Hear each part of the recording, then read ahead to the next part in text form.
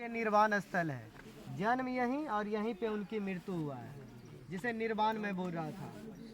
और उस समय मैं बताया था कि भगवान बुद्ध यहाँ दो लोकल शिष्य बनाए थे, शारीपू और मंगलपू। तो शारीपू का यहाँ पे उनकी डेड रिमेन्स रखी गई है, रिलेक्स रखे गए हैं। कहीं भी आप जाएंगे स्तूपा वर्ड मिलेगा तो ये सारीपुत्रा स्तूपा के नाम से जाना जाता है। और सम्राट अशोक ने 84,000 स्तूपा का निर्माण करवाया था, 84,000।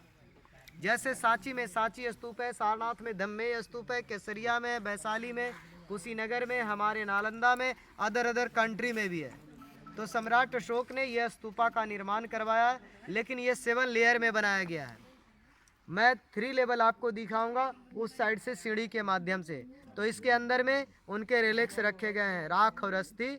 तो ये हो गया टेम्पल, जिसे हम लोग कोरा कर रहे हैं, यानी कि स्तूपा को राउंड होते हैं लोग, और स्तूप के अंदर जाने का रास्ता नहीं होता है। स्तूप को बाहर से मेडिटेशन करते हैं और कोरा करते हैं। ये हो गया टेम्पल, बौद्ध धर्म में स्तूपा को बोलते हैं। लेकिन ये गोल गोल जो भी दिखाई दे रहा है ना, ये कोई बिग है कोई स्मॉल है, ये डेजिग्नेशन के अनुसार। अभी हम लोग जितने लोग हैं, अलग अलग फेस वैल्यू, अलग अलग पहचान है। यानी कि उस समय जो गुरुजी पढ़ाते पढ़ाते जिनकी डेथ हो जाती थी, तो उनकी ये स्तूपा है, ठीक है। और इन्हीं को साफ सफाई करने के लिए ये लोग बेचारे लगे हुए रहते हैं, क्योंकि उस समय सभी जगह से आते थे पढ़ाई करने के लिए। वो लोग पैदल यात्रा करके आते थे, जंगल झाड़ नदी नाला हिमालय के तराई होकर के समुद्री रास्ते से आते थे।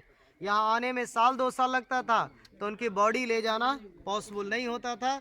तो उनको यहीं पे जलाने के बाद उनकी राख और अस्थि को रखा जाता था, जिसे बोलते हैं बौद्ध धर्म में स्तूपा टेम्पल।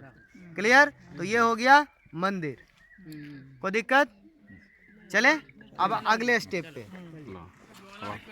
हामीहरू फेरि अर्को तर्फ गइरहेका छौँ।